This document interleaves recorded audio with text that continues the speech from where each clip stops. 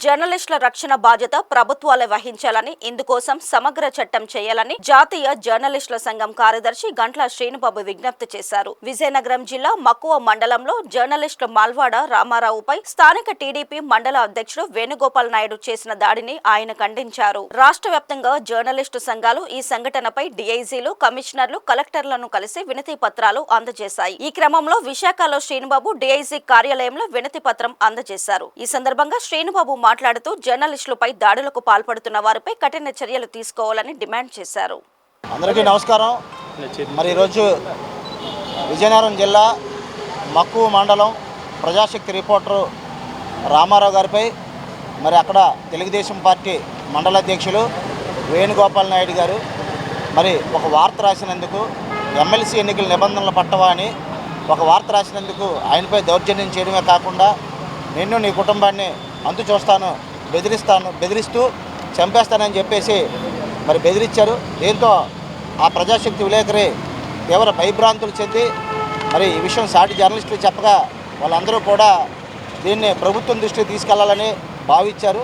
అందులో భాగంగానే ఈరోజు రాష్ట్ర వ్యాప్తంగా ఆంధ్రప్రదేశ్ వర్కింగ్ జర్నలిస్టుల ఫెడరేషన్, అలాగే బ్రాడ్కాస్ట్ జర్నలిస్టుల అసోసియేషన్, అలాగే వివిధ యూనియన్ల సహకారంతో ఈరోజు రాష్ట్ర వ్యాప్తంగా ఉన్న అన్ని డీఐజీ కార్యాలయాలు, అలాగే జిల్లా కలెక్టర్ కార్యాలయాల్లో వినతిపత్రాలు ఇవ్వడం జరిగింది. ప్రధానంగా మరి వీళ్ళంతా కూడా జర్నలిస్టులు ఎప్పుడు కూడా నిరంతరం సమాజాభివృద్ధి కోసం పాటుపడేవారు. మరి జర్నలిస్టులను చంపేస్తాం, నరికేస్తాం అనేది అది ఎంతవరకు సమంజసమో ఆలోచించుకోవాలి. కాబట్టి ఈ విషయాన్ని ప్రభుత్వం కూడా సీరియస్గా తీసుకొని అక్కడ మండల టీడీపీ అధ్యక్షుడు వేణుగోపాల్ నాయుడుపై చర్యలు తీసుకోవాలని డిమాండ్ చేస్తూ ఈరోజు మేము ఇక్కడ విశాఖపట్నంలో ఉన్న జర్నలిస్టులు అందరం కూడా డీఐజీ గోపీనాథ్ గారి జట్టి కార్యాలయానికి వచ్చి మరి వినతిపత్రం సమర్పించడం జరిగింది. మరి ప్రజాస్వామ్యంలో ఇటువంటి మంచిది కాదు. ఎవరైనా జర్నలిస్టు వార్త రాస్తే దానికి వాళ్ళకి ఏదైనా అభ్యంతరాలు ఉంటే వాళ్ళు ఖండన ఇవ్వచ్చు, లేదా ప్రెస్ కౌన్సిల్కి ఫిర్యాదు చేయొచ్చు, లేదా పరువు నష్టం దావా వేయవచ్చు.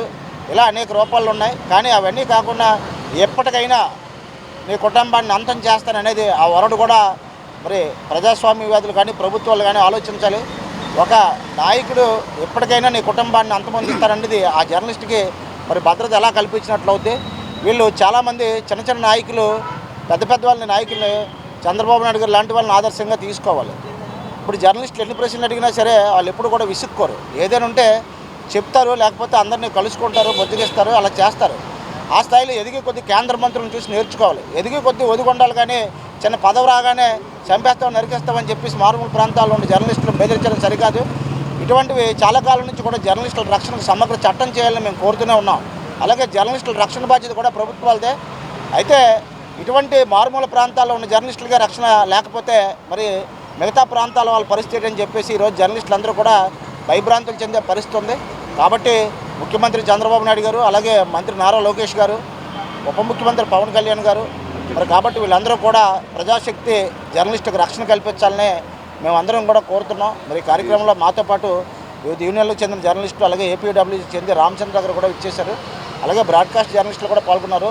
వారందరికీ కూడా ప్రత్యేక ధన్యవాదాలు తెలియజేస్తాం.